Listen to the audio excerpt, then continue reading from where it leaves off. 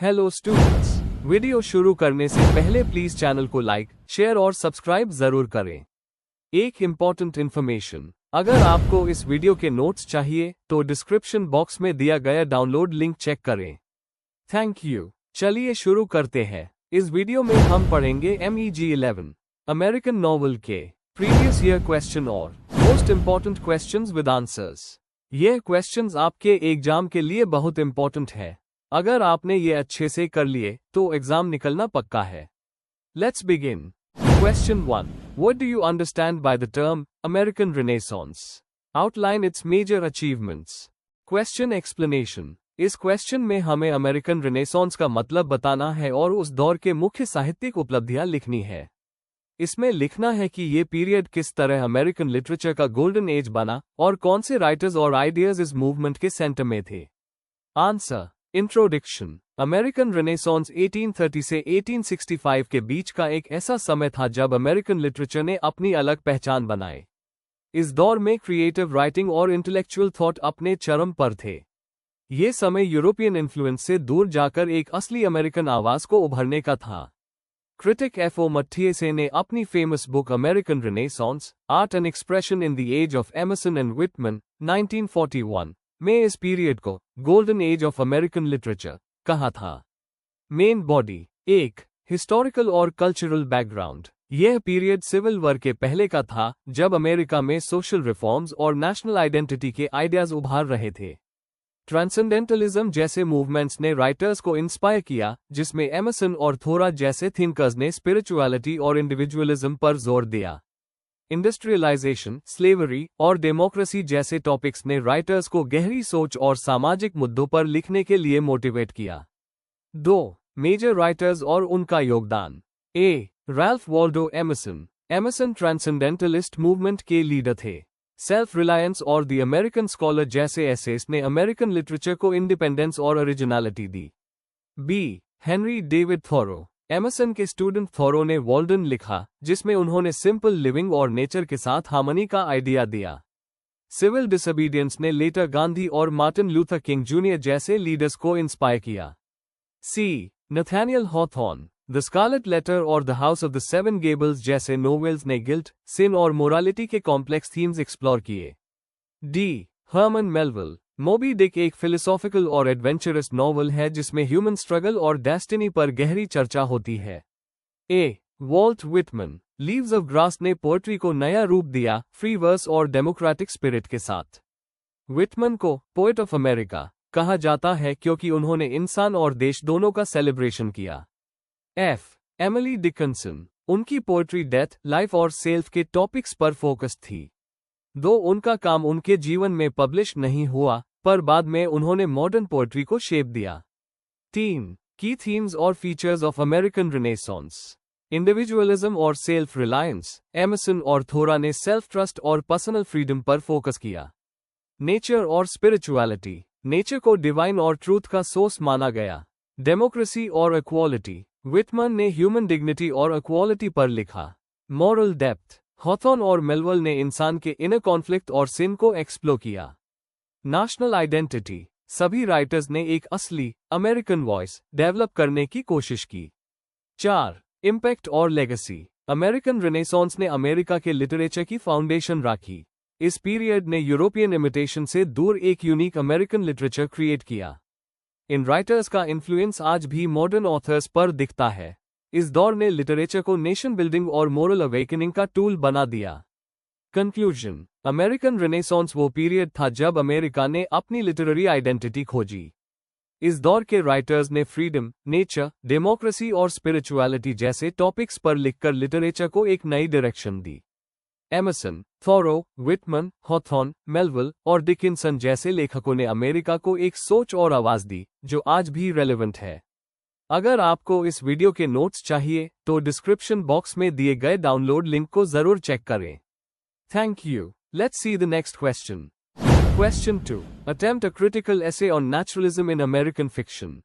Question explanation, इस question में हमें नेचुरलिज्म के कॉन्सेप्ट को डिटेल में समझाना है, इसका origin, main features, philosophical base और अमेरिकन नोवेलिस्ट्स जैसे स्टीफन क्रेन, फ्रैंक नॉरिस और थियोडोर ड्राइजर ने इसे अपने नोवेल्स में कैसे यूज किया।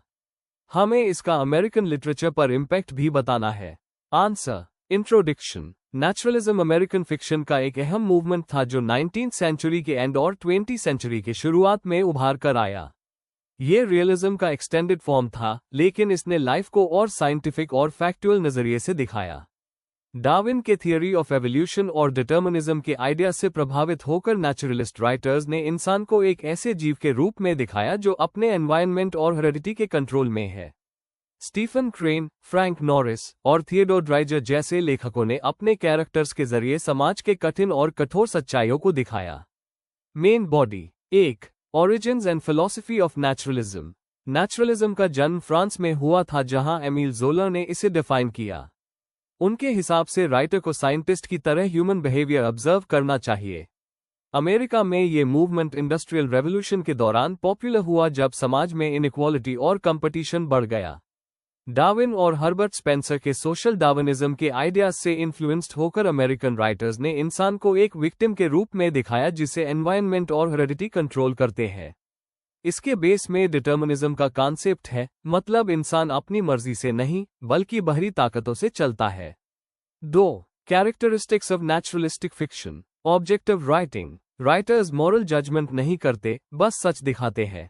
Focus on lower class. कहानियों के हीरोज आम लोग होते हैं, गरीब, वर्कर या outcast. Struggle for survival. Life को एक कांस्टेंट स्ट्रगल के रूप में दिखाया गया है। पेसिमिज्म। नेचुरलिज्म का टोन ज्यादा होपफुल नहीं होता, लाइफ को कठिन और इंडिफरेंट दिखाता है। Scientific tone. राइटर्स एक न्यूट्रल और फैक्चुअल स्टाइल यूज करते हैं। 3. Major writers and works. Stephen Crane, Maggie, a girl of the streets में वो दिखाता है कैसे पॉवर्टी और सामाजिक दबाव एक लड़की की जिंदगी बर्बाद कर देते हैं। द ओपन बोट में फेट और सर्वाइवल के थीम्स मिलते हैं। फ्रैंक नॉरिस, मैक्टीग और द ऑक्टोपस ग्रीड और करप्शन के अगेंस्ट लिखी गई नोवेल्स हैं। उसने बताया कि मनुष्य बड़े सोशल फोर्सेस के सामने छोटा पद जाता है। थियोडोर ड्राइजर, सिस्टर कैरी और एन अमेरिकन ट्रेजेडी एम्बिशन और मटेरियलिज्म के बीच का स्ट्रगल दिखाती है।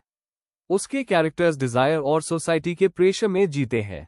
Jack London, the call of the wild और to build a fire nature के क्रूल एनवायरनमेंट में सर्वाइवल के थीम्स एक्सप्लोर करती है। 4. Themes and techniques. Environment as destiny. Environment character के जीवन को शेप करता है। सिटी नॉवेल्स में ये और भी क्लियरली दिखाई देता है। Conflict between free will and control. Characters सोचते हैं उनके पास चॉइस है, लेकिन असल में उनका जीवन हेरेडिटी और सिचुएशन डिसाइड करते हैं। Symbolism and realism. Naturalistic writers realistic scenes में डीपर मीनिंग्स और सोशल इश्यूज को सिंबॉलिकली दिखाते हैं।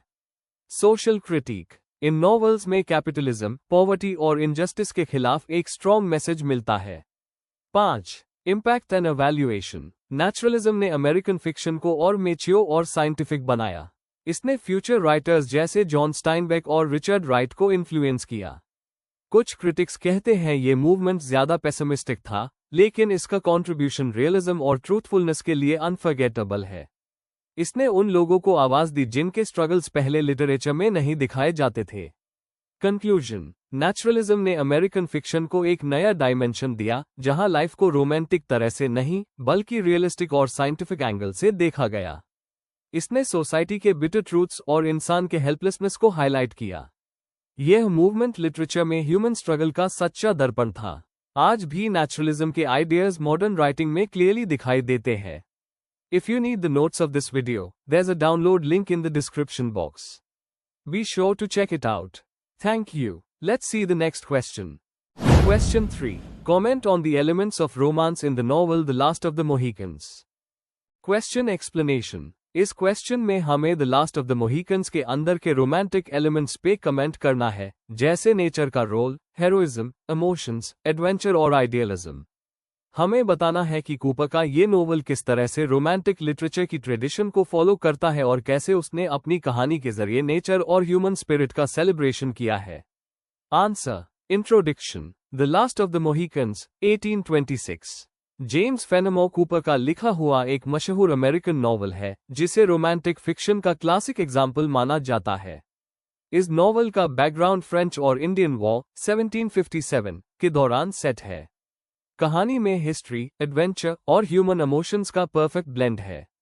कूपर ने नेचर, हेरोइज्म और विल्डरनेस के जरिए एक ऐसी दुनिया दिखाई है जहां फ्रीडम और इंडिविजुअलिटी का रोमांटिक स्पिरिट क्लियरली नजर आता है। Main body. 1. नेचर का रोमांटिक आइडियलाइजेशन। नोवेल में नेचर एक जीवंत कैरेक्टर की तरह है, खूबसूरत भी, खतरनाक भी। कूपर ने अमेरिकन विल्डरनेस को मैग्निफिसेंट और स्पिरिचुअल जगह के रूप में दिखाया है, जहां इंसान अपनी स्ट्रेंथ और मोरालिटी को टेस्ट करता है। फॉरेस्ट्स, रिवर्स और माउंटेन्स के डिटेल्ड डिस्क्रिप्शंस रोमांटिक सबलाइम को रिप्रेजेंट करते हैं, यानी नेचर का ऐसा रूप जो और वंडर दोनों जगता है। कूपर का नेचर के प्रति रिस्पेक्ट और फैसिनेशन रोमांटिक इमेजिनेशन को हाईलाइट करता है। 2. हेरोइज्म और नोबल इंडिविजुअल। हॉकाई, नैटी बम्पो, एक टिपिकल रोमांटिक हीरो है, ऑनेस्ट, ब्रेव और सेल्फ रिलायंट। उसका रिलेशन चिनक चेगुक और अनकास के साथ एक यूनिवर्सल ब्रदरहुड को दिखाता है। हॉकाई एक नेचुरल मन है जो सिविलाइजेशन से ज्यादा नेचर के रूल्स फॉलो करता है। उसके एक्शंस और सोच दिखाते हैं कि इंसान का रियल ग्रेटनेस उसके इनर मोरालिटी और करेज में होता है, ना कि सोसाइटी के नॉर्म्स में। 3. इमोशन, एडवेंचर और रोमांटिक क्वेस्ट। रोमांस यहाँ सिर्फ लव तक सीमित नहीं है, ये इमोशन और एडवेंचर के सेंस में भी है। कहानी में थ्रिलिंग चेसेस, हीरोइक बैटल्स और ट्रैजिक डेथ्स हैं, जो इमोशंस को डीप करते हैं। कोरा और अनकास का ट्रैजिक बॉन्ड एक रोमांटिक लव का एग्जाम्पल है जो रेस और कल्चर के बाउंड्रीज क्रॉस करता है। नॉवल का टोन एक मेलंकोलिक ब्यूटी क्रिएट करता है, जहां ब्रेवरी और सैक्रिफाइस एक नोबल इमोशन बन जाता है। 4. नोबल सेवेज और सिविलाइजेशन का कॉन्ट्रास्ट। कूपर ने नेटिव अमेरिकन्स को एक पूरे और इनोसेंट रेस के रूप में दिखाया है, रोमांटिक, नोबल सेवेज कॉन्सेप्ट के तहत। अनकस एक सिंबॉलिक कैरेक्टर है जो मोरल इंटीग्रिटी और करेज का रिप्रेजेंटेशन करता है। यूरोपियंस के कंपैरिजन में वो ज्यादा एथिकल और ट्रूथफुल लगता है। नॉवल एक मोरल मैसेज देता है कि ट्रू वर्च्यू नेचर के साथ रहती है, ना कि करप्ट सिविलाइजेशन में। अनकस की डेथ एक इमोशनल मोमेंट है जो इनोसेंस के खत्म होने और एक पुरानी दुनिया के लॉस को दिखाता है। 5. लैंग्वेज, स्टाइल और रोमांटिक विजन। कूपर की राइटिंग पोएटिक और इमोशनल है। उसका डिस्क्रिप्शन ऑफ फॉरेस्ट और नेचुरल ब्यूटी एक लिरिकल रिदम क्रिएट करता है। एडवेंचर और फिलॉसफी दोनों का बैलेंस उसके स्टाइल को यूनिक बनाता है। इस नोवेल के जरिए कूपर ने एक अमेरिकन आइडेंटिटी और रोमांटिक इमेजिनेशन दोनों को सेलिब्रेट किया है। कंक्लूजन। आखिर में, द लास्ट ऑफ द मोहिकन्स एक परफेक्ट रोमांटिक नॉवल है, जहां नेचर, हेरोइज्म और इमोशन एक साथ मिलकर एक टाइमलेस स्टोरी बनाते हैं। कूपर ने अपने कैरेक्टर्स और सेटिंग के जरिए ह्यूमन करेज और लॉस का डीप सेंस दिखाया है। ये नोवेल सिर्फ एक एडवेंचर स्टोरी नहीं है, बल्कि एक इमोशनल और मोरल जर्नी भी है। If you need the notes of this video, there's a download link in the description box. Be sure to check it out. Thank you. Let's see the next question. Question 4. Discuss Sister Carrie as a city novel. Question explanation. इस question में हमें ये बताना है कि Theodore ड्राइजर का novel sister carry किस तरह एक सिटी नॉवल के रूप में अर्बन लाइफ को दिखाता है। हमें समझाना है कि शहर का एनवायरनमेंट कैसे कैरेक्टर्स, खासकर कैरी, के सपनों, एम्बिशंस और मोरल वैल्यूज को शेप करता है। सिटी यहाँ एक बैकग्राउंड नहीं बल्कि एक लिविंग कैरेक्टर जैसी रोल प्ले करती है। आंसर। इंट्रोडक्शन। थियोडोर ड्राइजर का सिस्टर कैरी 1900 अमेरिकन नेचुरलिज्म का एक क्लासिक नॉवल है, जिसे पहला सिटी नॉवल भी कहा जाता है। सिटी नॉवल का मतलब होता है ऐसा कार्य जो शहरी जिंदगी के सारे रंग, अपॉर्चुनिटी, स्ट्रगल, टेम्पटेशन और मोरल डिलेमा को दिखाए। ड्राइजर ने शिकागो और न्यूयॉर्क को सिर्फ सेटिंग नहीं, बल्कि एक सोशल फोर्स के रूप में उस किया है। कैरी मीबा की कहानी के जरिए वो एम्बिशन, डिजायर और सोशल मोबिलिटी के साथ एलियनेशन और एम्प्टीनेस को भी एक्सप्लोर करते हैं। Main body. 1. शहर, अपॉर्चुनिटी और डिजायर का प्रतीक। नॉवल की शुरुआत कैरी के शिकागो आने से होती है, जहां वो सपनों और उम्मीदों से भरी होती है। शहर यहाँ एक अमेरिकन ड्रीम का सिंबल है, जहां हर कोई अपनी किस्मत बदल सकता है। लेकिन ये सपना एक ट्रैप भी है। शहर की चमक धमक कैरी को लग्जरी और फैशन के लर में फंसाती है। एग्जाम्पल, डिपार्टमेंट स्टोर्स और थिएटर सीन्स कैरी के डिजायर और मॉडर्न कंज्यूमर कल्चर को हाईलाइट करते हैं। 2. इंडस्ट्रियलाइजेशन और सोशल मोबिलिटी। सिस्टर कैरी में शहर इंडस्ट्रियल अमेरिका का सिंबल है, फैक्ट्रीज, ट्रेन्स और फास्ट लाइफ का रिफ्लेक्शन। कैरी का जर्नी एक पुअर वर्किंग गर्ल से सक्सेसफुल एक्ट्रेस तक एक तरह का अर्बन राइज दिखाता है। ड्राइजर के हिसाब से ये राइज कैरेक्टर के वर्चू से नहीं बल्कि चांस और सोशल फोर्सेस से होता है। ड्रॉइट और हर्स्टवुड जैसे कैरेक्टर्स दिखाते हैं कि कैपिटलिस्ट शहर में रिलेशनशिप्स भी एक ट्रांजैक्शन बन जाते हैं। 3. एलियनेशन और मोरल डिके का शहर फ्रीडम देता है लेकिन आइसोलेशन भी। कैरी के पास फेम है पर इमोशनल सेटिस्फैक्शन नहीं। ड्राइजर के डिटेल्ड सिटी सीन्स, भीड़, थिएटर, सड़कें सब लोनलीनेस का एहसास करवाते हैं। हर्स्टवुड का डाउनफॉल एक एग्जाम्पल है कि शहर किस तरह इंसान को ऊंचा उठाता है और फिर गिरा देता है। मटेरियल सक्सेस के पीछे एक डीप एम्प्टीनेस छुपी है, ये नोवेल का कॉ मैसेज है। 4. शहर का कैरेक्टर डेवलपमेंट में रोल। शिकागो और न्यूयॉर्क कैरी के डेवलपमेंट के 2 फेजेस है। शिकागो उसके ड्रीम्स जगता है, न्यूयॉर्क उन्हें पूरा करता है पर मीनिंग खत्म कर देता है। कैरी की हर स्टेज, इनोसेंस, स्ट्रगल, सक्सेस और डिसइल्यूजनमेंट एक सिटी फेज से लिंक्ड है। शहर उसके इनर वर्ल्ड का मिरर है, जैसे जैसे सिटी बदलती है कैरी भी बदलती है।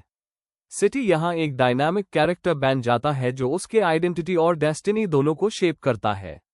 कंक्लूजन। सिस्टर कैरी में शहर एक जीवित कैरेक्टर की तरह है जहाँ सपने, सक्सेस और सॉलिट्यूड साथ साथ चलते हैं। ड्राइजर ने मॉडर्न सोसाइटी की रियलिटी को दिखाया है जहां मटेरियल प्रोग्रेस तो है पर मोरल और इमोशनल एम्प्टीनेस भी है। यह नॉवल बताता है कि मॉडर्न सिटी सिर्फ ग्रोथ नहीं, एक एग्जिस्टेंशियल स्ट्रगल भी लाती है। इसीलिए सिस्टर कैरी एक परफेक्ट सिटी नॉवल के रूप में पहचानी जाती है।